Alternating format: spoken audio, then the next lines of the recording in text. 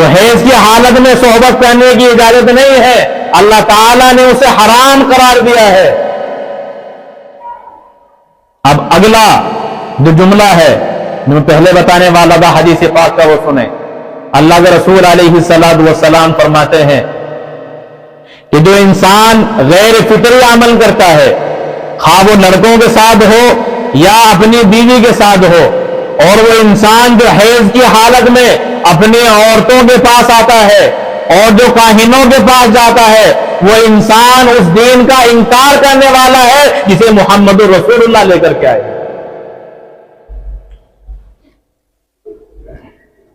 کاہن جو غیب کی باتیں بتانے والے ہیں، ان غیب کی خبریں جو بتانے والے افراد ہیں، ان کی غیب کی خبروں کی جو آدمی تصدیق کر ادھر دیکھیں، اٹھنے کا ٹائم گرا نہیں ہے۔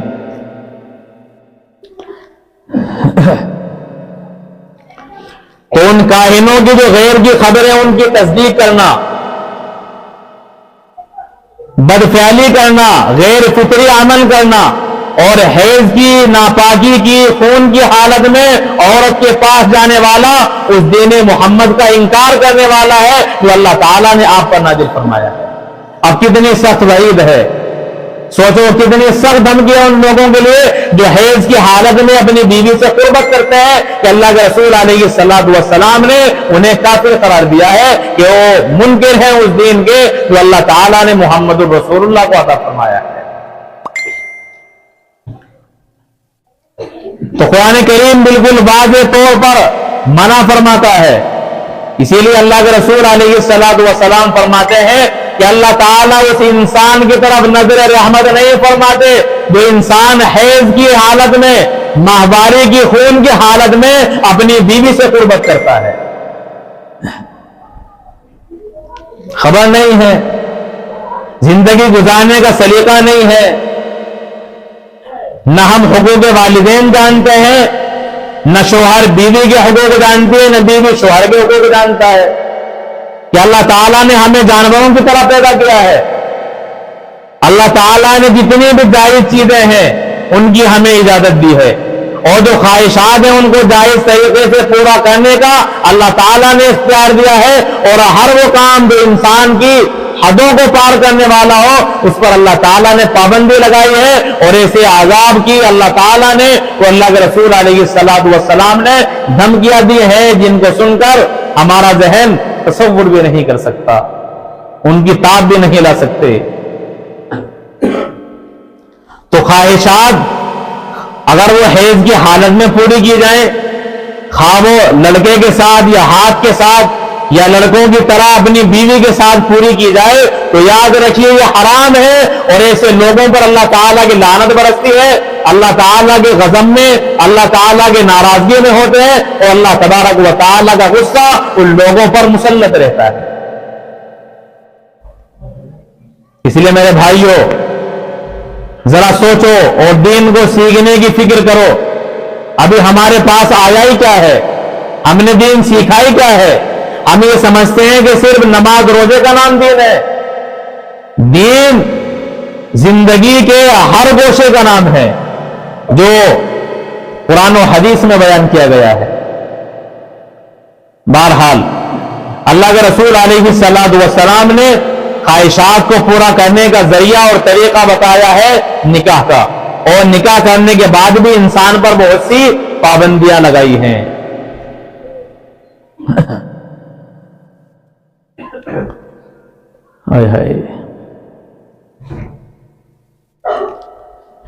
کتنے واقعات ہیں جو کتابوں کے اندر نقل کیے گئے ہیں کہ انسان اسی غلط کاری کی وجہ سے اپنے ایمان کو، اپنے دین کو خیر بات کہہ دیتا ہے۔ یہ انسان کی پیاس ہے جو کبھی نہیں بجھتی، اس کا واحد راستہ یہ ہے کہ بندہ اللہ تبارک و تعالی سے سچی محبت کرنے لگ جائے۔ ایسے افراد جو کسی غیر کی محبت میں گرفتار ہیں ان کے لیے میں ایک عمل بتا رہا ہوں، آسانی کے ساتھ یہ مرض ختم ہو سکتا ہے غیر سے محبت کرنے کا۔ جب تک یہ دل ہمارا خالی نہیں ہوگا اس دل میں اللہ تعالیٰ نہیں آئیں گے۔ اللہ تعالیٰ کسی غیر کو برداشت نہیں کرتے. یہ دل خالی کرنا پڑتا ہے تب جا کر کے اللہ تبارک و تعالیٰ دل میں اترتے ہیں. دنیا کی غلیظ محبت بھی دل میں ہو اور اسی غلاظت میں اللہ تعالیٰ ہمارے دل میں آ جائے، ایسا کبھی نہیں ہوگا. اس لیے اپنے دل کی صفائی کریں اور اپنے دل کو پاکیزہ بنائیں. اللہ تعالیٰ کی محبت سے، اللہ کے رسول علیہ السلام کے عشق سے اپنے دل کو آباد کریں. ہر نماز کے بعد 7 مرتبہ امن کرنا ہے. 7 مرتبہ ایک دعا ہے، اللہم انی اسألک ان تحیی قلبی بنور معرفتک یا اللہ. یہ اسلامی معلومات چینل ہے بھائی وسیم کا، اس میں آپ بعد میں ریپیٹ کر کے سن سکتے ہیں، آسانی کے ساتھ یاد ہو جائے گا، سن لینا. اللہم انی اسألک ان تحیی قلبی بنور معرفتک یا اللہ. ہر نماز کے بعد 7 مرتبہ یہ دعا پڑھیں گے تو غیر کی محبت دل سے نکل جائے گی اور اللہ کی محبت دل کے اندر داخل ہوگی. اصل چیز یہی تو ہے. جب انسان کو اللہ سے محبت ہو جاتی ہے تو اس کی زبان سے کیا انوارات نکلتے ہیں، چند اشعار کے ذریعے آپ اندازہ لگا سکتے ہیں. ایک مجذوب ہیں، جب انہوں نے اپنے دل کو غیر اللہ سے خالی کیا پھر اللہ کی محبت میں جو اشعار کے آپ بھی سنیں. وہ فرماتے ہیں اللہ کو حاضر ناظر کر کے اللہ سے دل لگا کر فرماتے ہیں کہ یاد میں تیری سب کو بھلا دوں کوئی نہ مجھ کو یاد رہے. یاد میں تیری سب کو بھلا دوں کوئی نہ مجھ کو یاد رہے. تجھ پہ سب گھر بار لٹا دوں خانہ دل آباد رہے. سب خوشیوں کو آگ لگا دوں غم سے تیرے دل شاد رہے. سب کو نظر سے اپنی گرا دوں تجھ سے فقط فریاد رہے. اور خواجہ مجذوب عزیز الحسن علیہ الرحمہ فرماتے ہیں جب آپ کی دل کی صفائی ہوئی حضرت تھانوی کے یہاں تو آپ نے شعر کہا اللہ تعالیٰ کو مخاطب کر کے کہ ہر تمنا دل سے رخصت ہو گئی، ہر تمنا دل سے رخصت ہو گئی، اب تو آجا اب تو خلوت ہو گئی. خلوت کہتے ہیں تنہائی کو. فرماتے جب میرا دل تنہا خالی ہو گیا ہے، غیر کی محبت میرے دل سے نکل چکی ہے، باری تعالیٰ تو میرے دل میں سما جا. بہرحال یہ ہی ایک راستہ ہے جو ہمیں سکون دے سکتا ہے. عجیب معاملہ ہے، کہاں مرے ہوئے ہیں، کن آنکھوں پر، کن رخساروں پر، کن بالوں پر. ارے تصور و خیال کرنا چاہیے جس نے وہ حسین بال بنائے ہیں وہ کتنا خوبصورت محبوب اللہ ہے. جس نے وہ خوبصورت آنکھیں بنائی ہے جس پر ہم اپنی جوانی کو نچھاور کر رہے ہیں وہ ذات کتنی اعلیٰ ہے، کتنی پیاری ہے جس نے ان محبوب کی آنکھوں کو بنایا ہے. تو اپنے محبوب کو، اپنے اللہ کو یاد کریں. یہ جوانی چند روز میں ختم ہونے والی ہے اور قبر میں جانے کے بعد نہیں بلکہ قبر میں جانے سے پہلے جب تھوڑی سی عمر گزر جاتی ہے جن بالوں پر تم فریبتا ہو وہ سفید ہو جاتے ہیں. جو آنکھیں تمہیں پسند اور محبوب ہیں وہ اندر داخل ہو جاتی ہیں اور رخساروں پر جھائیاں پڑ جاتی ہیں. اور جب کوئی آواز دیتا تو آواز بھی نہیں آتی، کان بھی صحیح کام کرنا بند کر دیتے ہیں، آنکھیں صحیح کام نہیں کر پاتی. یہ چند روزہ جوانی ہے، چند دن کے بعد یہ فنا ہو جاتی ہے. اس محبوب اللہ پر اپنی زندگی نچھاور کرو جس کو کبھی فنائیت نہیں ہے، جو باقی ہے. تو عجیب معاملہ ہے کہ جو چیز فنا ہونے والی ہے اسے اپنا محبوب بنا لیا، اسے اپنا معشوق بنا لیا اور اپنی زندگی اسی کے پیچھے لگا دی کہ نہ رات میں سکون ہے نہ دل میں سکون ہے نہ کھانے کے ہیں. اور یہی مرض ہے جو پھر انسان کو شراب کا عادی بنا دیتا ہے. جب اسے نیند نہیں آتی اور دل تڑپتا ہے پھر وہ ادویات استعمال کرتا ہے، پھر وہ اپنے غم کو مٹانے کے لیے شراب استعمال کرتا ہے اور پھر ایسی ایسی حرکتیں کرتا ہے کہ وہ انسان مسلمان نہیں رہتا. تو اپنے دل کو اللہ تعالیٰ کی محبت سے آباد کریں، اس لیے کہ اللہ فرماتے ہیں والذین آمنوا اشد حبا للہ کہ ایمان والے اللہ کی محبت میں زیادہ سخت ہوتے ہیں. ایمان والا کسی غیر سے محبت نہیں کر سکتا، وہ محبت کرے گا اللہ سے اور اللہ کے رسول علیہ الصلوۃ والسلام سے. بہرحال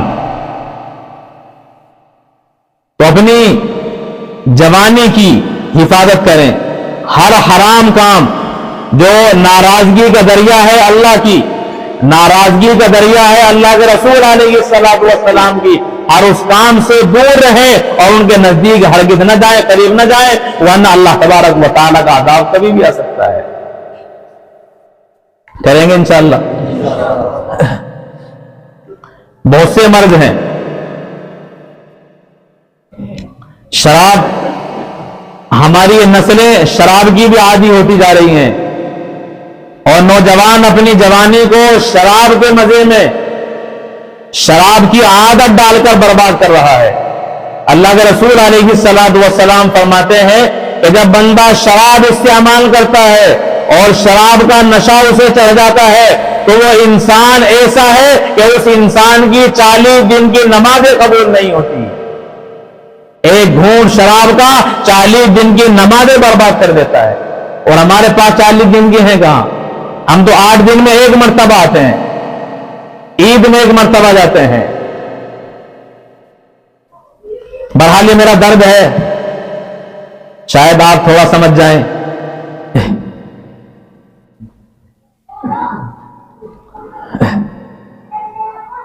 عجیب سا لگ رہا ہو کہ کیا چھیڑ دیا،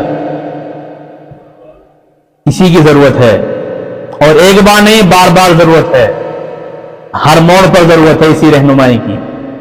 اسی لیے میں نے جمعے میں خاص طور سے اعلان کیا تھا کہ اپنے بچوں کو لے کر کے آئیں، لیکن معاملہ یہ ہے کہ ہمیں کوئی پرواہ نہیں ہے اپنی اولاد کی۔ خاص طریقے سے سمجھایا تھا، آپ اپنے گھر پہ یہ بات کر سکتے ہیں؟ نہیں کر سکتے۔ آپ کو کبھی ذہن گیا؟ نہیں گیا۔ اور بڑھاپا آ جاتا ہے، کبھی نہیں جاتا۔ اپنی اولاد کو اس طریقے سے سمجھایا؟ نہیں سمجھایا۔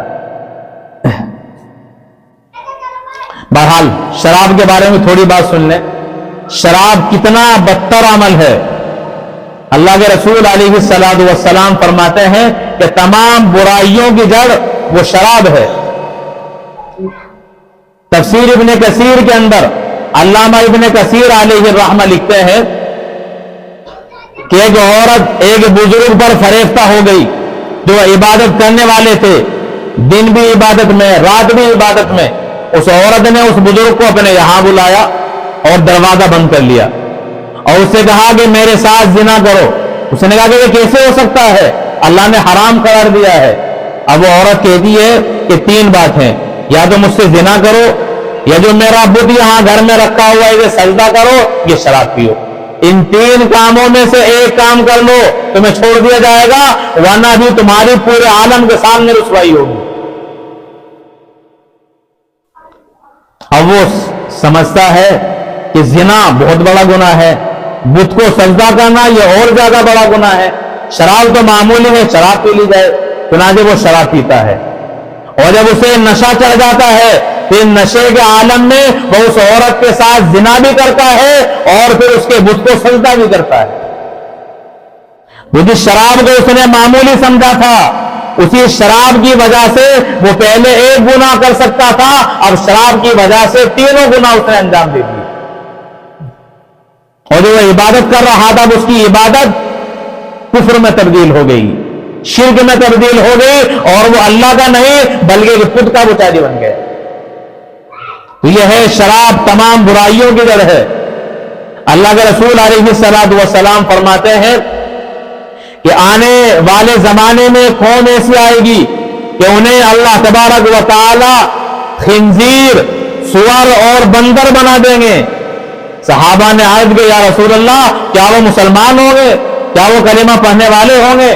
آپ نے فرمایا کہ ہاں وہ کلمہ پڑھنے والے ہوں گے، لیکن وہ گانے بجانے والے، شراب پینے والے اور غیر محرم عورت کا ڈانس دیکھنے والے ہوں گے، اس لیے اللہ تعالیٰ انہیں خنزیر اور بندر کی شکل میں تبدیل کر دیں گے۔ کتنی سخت وعیدیں ہیں رسول پاک صلی اللہ علیہ وسلم کی، لیکن شراب عام ہو رہی ہے۔ اللہ کے رسول فرماتے کہ آئندہ زمانے میں لوگ شراب کا نام بدل کر کے پیئیں گے۔ اب شراب کا نام بیئر رکھ دیا جائے، اب چاہے کہ اسے شربت کہہ کر پیئے یا اسے کولڈ ڈرنک کہہ کر پیئے، کسی بھی طریقے سے پیئے، اسے اللہ تعالیٰ نے حرام قرار دیا ہے۔ اللہ فرماتے ہیں انما یرید الشیطان ان یوقع بینکم العداوۃ والبغضاء کہ شیطان یہ چاہتا ہے کہ شراب اور جوئے کے ذریعے سے تمہارے درمیان عداوت دشمنی ڈال دے اور تمہیں اللہ کے راستے سے بہکا دے. اللہ کے راستے سے دور کرانا چاہتا ہے شیطان جوئے کے ذریعے سے اور شراب کے ذریعے سے. جوا کتنا بدتر عمل ہے. اللہ کے رسول علیہ السلام فرماتے ہیں کہ جو انسان چوسر کھیلتا ہے وہ انسان ایسا ہے جیسے خنزیر کے خون میں ہاتھ دھونے والا. لیکن اب جوئے پہ لگے ہوئے ہیں, محنت کر کے صبح سے شام تک کمائیں گے اور سٹے میں لگا دیا جاتا ہے. کتنے بے وقوف بنے ہوئے ہیں. 99 اس کے ایک ہمارا. عجیب معاملہ, اس سے بڑا بے وقوف کون ہوگا؟ 99 نمبر اس کے ایک اپنا نمبر ہے. کیا معاملہ ہے یہ؟ تو صبح سے شام, شام سے صبح تک جو محنت کی ہے, جو کام کیا ہے, وہ ساری محنت خون پسینے کی حلال کمائی حرام میں لٹا دی جاتی ہے. گھر کے گھر برباد ہو گئے. نہ کوئی بچوں کی پرواہ ہے, نہ بیوی کی پرواہ ہے, نہ مکان کی ہے, بس غلط کام پر لگے ہوئے ہیں, شراب پر, جوئے پر. بہرحال شراب سے اجتناب اور توبہ کریں. اللہ تعالیٰ نے شراب کو حرام قرار دیا ہے. وہ اللہ کے رسول علیہ الصلوۃ والسلام فرماتے ہیں کہ شراب پینے والا, شراب پلانے والا, بنانے والا, لا کر دینے والا, جس کے لیے لائی جائے, ان تمام لوگوں پر اللہ تعالیٰ کی لعنت برستی ہے. جو لا کر دینے والا ہے وہ بھی نہیں بچتا, تو پینے والا کس طرح بچ سکتا ہے؟ اسی طرح ایک مرض ہے ہمارے درمیان جو رائج ہو رہا ہے, وہ مرض ہے گانے بجانے کا. اللہ کے رسول علیہ الصلوۃ والسلام کیا فرماتے ہیں؟ توجہ کے ساتھ سنیں. جو بھی حدیث بیان کی اسی کو, کہ خنزیر اور بندر ان لوگوں کو بنایا جائے گا جو شرابیں پیئیں گے. اسی حدیث میں فرماتے ہیں کہ ان لوگوں کو اس لیے بھی بنایا جائے گا کہ وہ ناچ گانے بجانے والے ہوں گے, گانے سننے والے ہوں گے اور باجے بجا رہے ہوں گے. اب چاہے وہ موبائل کے ذریعے سے ہو یا ڈی جے کے ذریعے سے ہو یا کسی کو بلا کر کے ہو, کسی بھی طریقے سے ہو, گانا بجانا یہ شریعت اسلامیہ میں حرام ہے. اللہ کے رسول علیہ الصلوۃ والسلام فرماتے ہیں کہ گانا دل میں اس طرح نفاق پیدا کرتا ہے جس طرح پانی کھیتی اگاتا ہے. پانی کے ذریعے کھیتی ہو جاتی ہے اور گانے کے ذریعے سے دل میں نفاق پیدا ہو جاتا ہے. اور جب دل میں نفاق ہوتا ہے تو دل میں ایمان نہیں باقی رہتا. تو معمولی سمجھ لیا, ایئر فون لگا ہوا ہے, گانے چل رہے ہیں. اللہ کے رسول علیہ الصلوۃ والسلام فرماتے ہیں کہ جو بندہ اپنے کانوں کے ذریعے سے کسی غیر کا گانا سنتا ہے, کل قیامت کے دن شیشہ پنگھلا کر اس انسان کے کانوں میں داخل کر دیا جائے گا. پنگھلا ہوا شیشہ ڈالا جائے گا ان کانوں میں جو کسی غیر کا گانا سننے والے اور ڈی جے گانے بجانے والے لوگ ہیں. حضرت نافع رحمہ اللہ فرماتے ہیں کہ میں حضرت عبداللہ ابن عمر رضی اللہ تعالیٰ عنہ کے ساتھ تھا, بانسری کی آواز آئی, آپ نے اپنے کانوں میں انگلیاں داخل کر لی اور جس طرف جا رہے تھے اپنا رخ بدل لیا, اور پھر کافی دور چلنے کے بعد فرمایا, نافع کیا تمہیں آواز آ رہی ہے؟ میں نے عرض کیا یا نہیں. اس وقت حضرت عبداللہ ابن عمر نے اپنے کانوں سے کانوں میں جو انگلیاں داخل کی تو انہیں نکالا اور فرمایا کہ اللہ کے رسول علیہ السلام نے اسی طرح کیا تھا. جب آپ کو گانے کی بانسری کی آواز آئی تو اس گانے کی آواز کانوں میں داخل نہ ہو, اللہ کے رسول علیہ السلام نے اپنی انگلیاں داخل کر لی تھی, اور جب تک وہ آواز آنا بند نہیں ہو گئی تھی اس وقت تک اللہ کے رسول علیہ السلام نے اپنے کانوں سے انگلیوں کو نہیں نکالا تھا. اسی لیے اللہ کے رسول علیہ الصلوۃ والسلام فرماتے ہیں کہ میرے دنیا میں آنے کا مقصد یہ ہے تاکہ میں ان تمام گانے بازوں کے آلات کو مٹا ڈالے جن کے ذریعے سے بجانے کا کام کیا جاتا ہے. یہ مقصد ہے رسول اکرم علیہ السلام کا, جسے آپ نے خود بیان کیا ہے. اب ایک مسلمان جو ڈی جے بجاتا ہے, جو گانے بجاتا ہے, وہ رسول اکرم علیہ الصلوۃ والسلام کے مقصد میں رکاوٹ ڈالنے والا اور رسول کی مخالفت کرنے والا انسان ہے. کیا ہم یہ برداشت کر سکتے ہیں؟ ہم کیا سمجھتے ہیں کہ صرف یہ ہمارا شوقیہ مسئلہ ہے؟ نہیں, ہمیں مرنا بھی ہے اور کسی بھی موڑ پر کسی بھی وقت موت آ سکتی ہے. کتنے واقعات ہیں کہ ڈی جے بجا اور ناچنے والے ناچتے ناچتے ہی دنیا سے چلے گئے. ڈی جے بج رہا ہے اور اس کی دھن میں لگے ہوئے ہیں اور پتہ بھی نہیں ہوا, ملک الموت آئے اور روح نکال کر چلے گئے اور تمام خوشیاں غم میں تبدیل ہو گئی. تو اللہ کے رسول علیہ السلام نے خود بیان فرما دیا کہ میرے دنیا میں آنے کا مقصد یہ ہے کہ جاہلیت کی رسموں کو اور گانے باجے کے آلات کو توڑ ڈالو اور انہیں مٹا ڈالو. اب ایک مسلمان نوجوان گانے بجا کر کے رسول کی مخالفت کر کے اپنی دنیا اور آخرت کو کس طرح سنوار سکتا ہے؟ چھوڑ دیں گے گانے بجانے؟ یہ کئی گناہوں کا مجموعہ ہے. گناہ تو ہے ہی کہ ہمارے کانوں میں جب سنیں گے تو سیدھا پنگلا کر ڈالا جائے گا. رسول کی مخالفت ہے, آپ کے مقصد میں رکاوٹ ڈالنا ہے, اور پھر اسی گانے بجے کی وجہ سے اللہ کے رسول فرماتے ہیں کہ آئندہ زمانے میں ایسے لوگ بھی ہوں گے کہ زمین دھس جائے گی اور ایسے ایسے آداب میں اللہ انہیں گرفتار کرے گا کہ ان کے بڑوں نے وہ بیماری سنی بھی نہیں ہوگی. اس طرح کی بیماری ہے نہیں جو پہلے نام و نشان بھی نہیں تھا. یہ انہیں گناہوں کی وجہ سے ہیں. اب جگہ جگہ پر زمینیں دھس رہی ہیں, بھونچال آ گئے ہیں, سیلاب آ گئے ہیں. یہ انہیں گناہوں کی وجہ سے اللہ تعالیٰ کا عذاب آتا ہے. تو یہ گانے باجے یہ مسلمان کا شعار نہیں ہے, یہ غیروں کے ہیں جو ہمارے ایمان کو برباد کرنے کے لیے لائے گئے ہیں, ہم سے اسلام کو چھیننے کے لیے اور ہمارے دین کو اجاڑنے کے لیے ایجاد کیے گئے ہیں. اس لیے ان تمام حرکتوں سے اپنے آپ کو بچائیں اور اپنی حفاظت کریں. صرف گناہ اپنا نہیں ہے بلکہ اس میں بہت سارے گناہ ہیں. جب ڈی جے بجتا ہے, جو گھروں کے اندر بچے بوڑھے بیمار سوئے ہوئے ہیں وہ نہیں سو پاتے, انہیں تکلیف ہوتی ہے. اور اللہ کے رسول علیہ الصلوۃ والسلام فرماتے ہیں المسلم من سلم المسلمون من لسانی ویدی, کہ مسلمان وہ ہے جو اپنی زبان سے اور ہاتھ سے دوسرے کو تکلیف نہیں پہنچاتا. ہم ڈی جے بجا کر بوڑھوں کو, عورتوں کو, بچوں کو, بیماروں کو تکلیف دیتے ہیں تو ہم مسلمان کہلانے کے حقدار کس طرح بن سکتے ہیں؟ یہ تو رسول اکرم علیہ السلام کی حدیث ہے میرے بھائیو جو آپ نے فرمائی ہے. تو مسلمان بننے کے لیے ضروری ہے کہ کسی دوسرے انسان کو تکلیف نہ دی جائے. کتنے لوگ ہیں جو دل کے مریض ہیں, ہارٹ کی انہیں پریشانی ہے, جب ڈی جے بجتا ہے, گانے بجتے ہیں تو وہ سیدھا دل پر اٹیک کرتا ہے, دیواریں بھی اس کی دھنک سے کانپنے لگتی ہیں اور بہت سے لوگ اس کی دھنک کو برداشت نہیں کر پاتے, وہ انسان اٹیک کا شکار ہو کر یہ دنیا سے رخصت ہو جاتے ہیں. بے شمار واقعات ہیں اس طرح کے. تو دل اس سے کمزور ہوتا ہے, اور جب مسلمان نوجوان کا دل کمزور ہو جائے گا اس نوجوان سے امید کیا کی جا سکتی ہے؟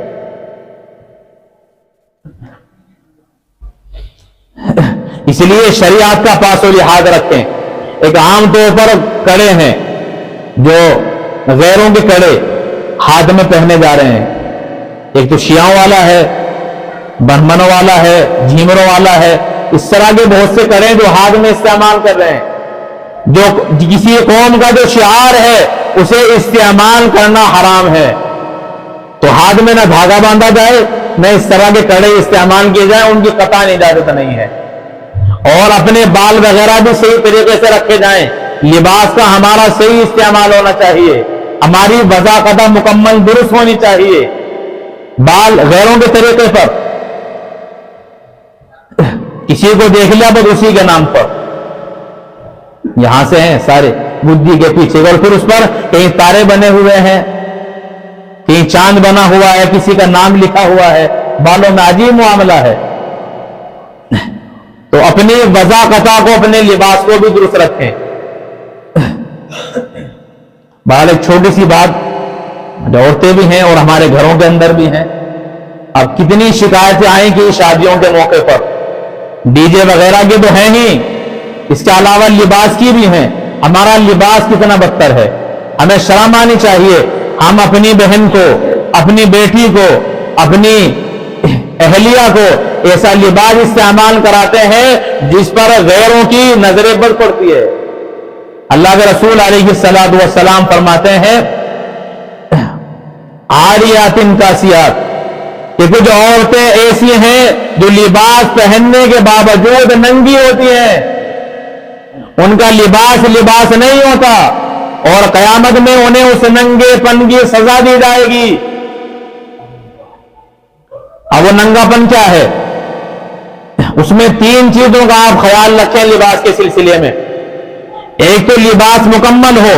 اب لباس اتنا چھوٹا ہے جس سے سینہ کھلا ہوا ہے، سر کے بال کھلے ہوئے ہیں، اگر سر کے بال نماز کے اندر نظر آتے ہوں تو اس عورت کی نماز نہیں ہوتی۔ ہلکا سا اگر دوپٹہ ہے اور اس کپڑے میں بال نظر آ رہے ہیں، اسی حالت میں نماز پڑھ لی گئی تو اس عورت کی نماز نہیں ہوگی۔ سخت پردے کا حکم دیا گیا ہے شریعت اسلامیہ میں، لیکن کمر کھلی ہوئی ہے، بازو کھلے ہوئے ہیں، پنڈلیاں کھلی ہوئی ہیں، کیسا گندا لباس ہے۔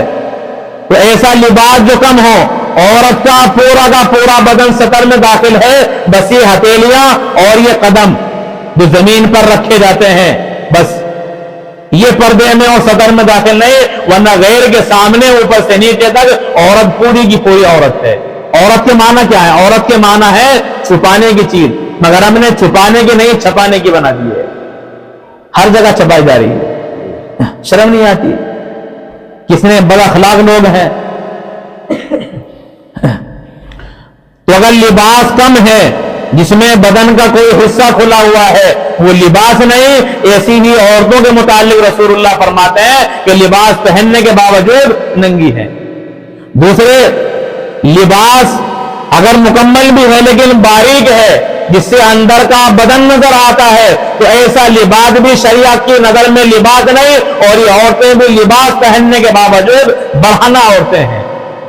اسی طرح اگر لباس اتنا چست ہے کہ جس سے انسان کے بدن کا اتار چڑھاؤ نظر آ رہا ہے، نشیب و فراز نظر آ رہے ہیں، علیحدہ ٹانگ، ہاتھ الگ، پاؤں الگ، سب کچھ الگ نظر آ رہا ہے، ایسا لباس بھی شریعت کی نظر میں لباس نہیں، ایسا لباس بھی حرام ہے، اور ایسی عورتیں لباس استعمال کرنے والے بھی رسول اللہ اور شریعت کی نظر میں برہنہ عورتیں ہیں۔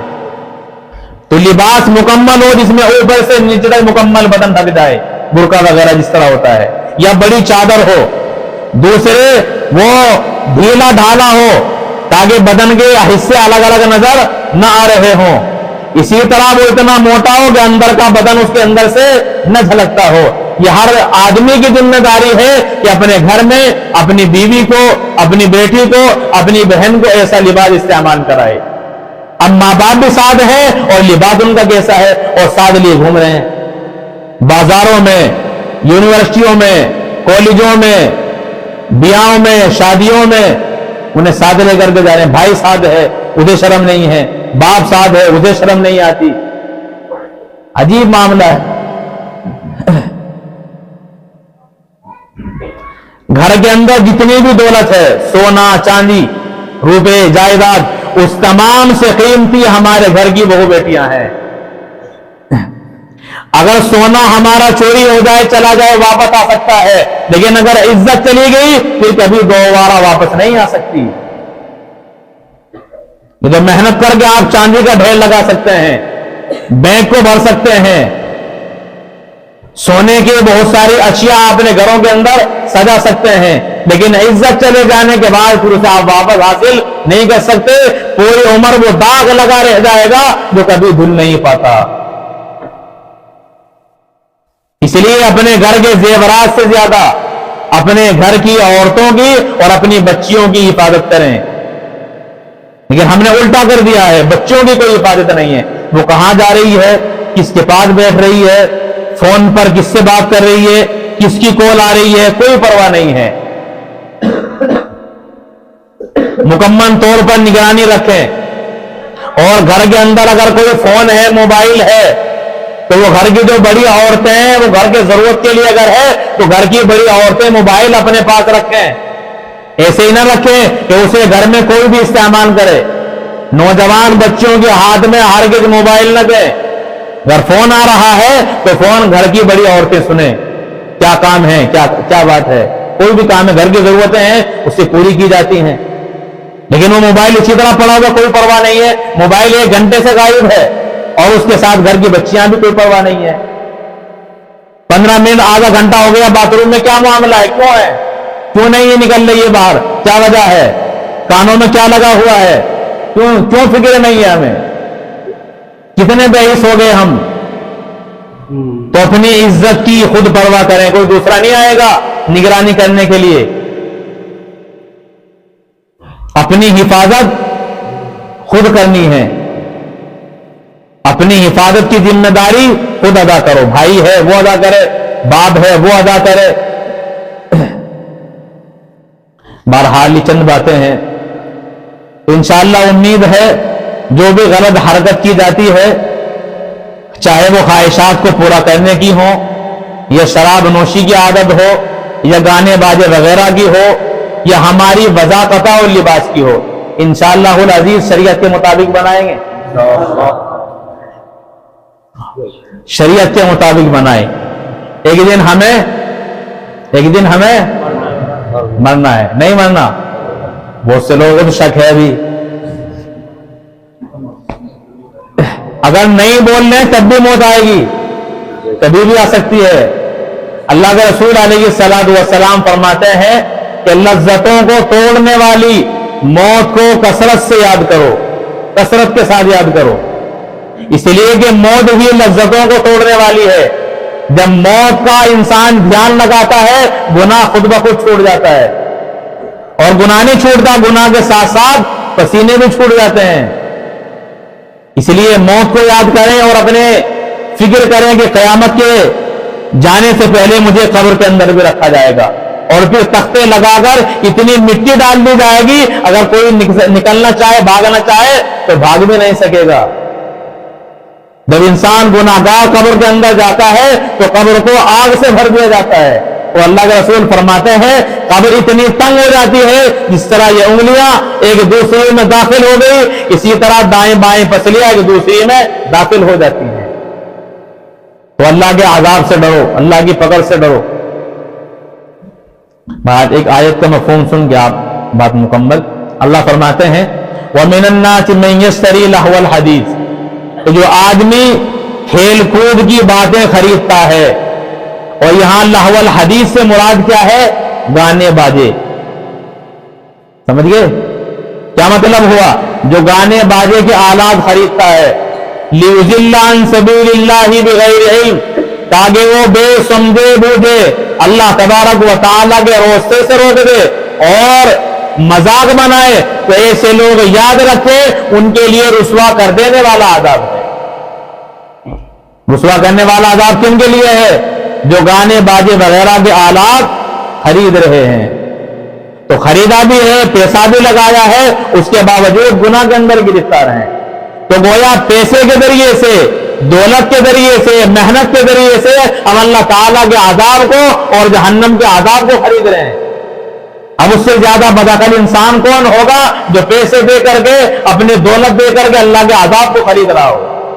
اس لیے جنت خریدی جائے, مسجد میں لگائیں, اس پیسے کو آپ کسی غریب پر لگائیں, کسی مزدور پر لگائیں, کوئی اپاہج ہے اس کی مدد کریں, تو سہارا بنے دوسروں کا, چاہے وہ مسلمان ہو چاہے غیر مسلم ہو, جانور ہو, کوئی بھی ہو اللہ کی مخلوق, اس کا آپ سہارا بنے, اور یہ اپنی محنت کی کمائی کسی غلط راستے پر, غلط کام پر نہ لگائیں. یہ اللہ تبارک و تعالیٰ کی عظیم نعمت اور اللہ تعالیٰ کی عظیم دولت ہے, اس دولت کو برباد نہ کریں.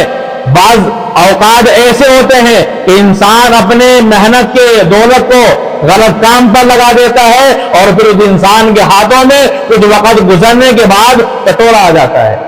کتنے واقعات ہیں دنیا میں, بڑے بڑے بادشاہوں نے جب غلط طریقہ اپنایا تو ان کے ہاتھوں میں کٹورے آئے اور بھیک مانگنے پر مجبور ہو گئے. تو ایسے حالات آنے سے پہلے اپنی جوانی کی, اپنے مال کی, اپنی جان کی, اپنے ایمان کی, اپنے اسلام کی حفاظت کریں, اور قرآن و سنت کے مطابق اپنی زندگی کو ڈالیں. بہرحال تھک بھی گئے ہوں گے, لو پانی دو بس, ٹھیک ہو گئے, بیٹھے ہیں, دعا کریں گے.